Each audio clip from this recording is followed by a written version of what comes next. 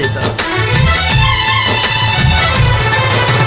याद बा हमरा खातिर तू हर तूफान से टकरा जानू, हमरा एक आवाज पे दौड़न बाबर होके आ जालू।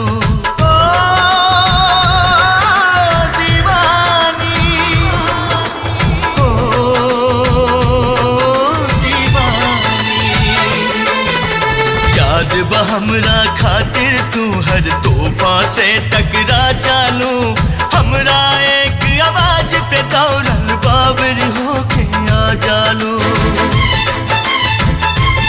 फिर से तूफान से टकरा जा, आजा सुन के सदा तू आजा।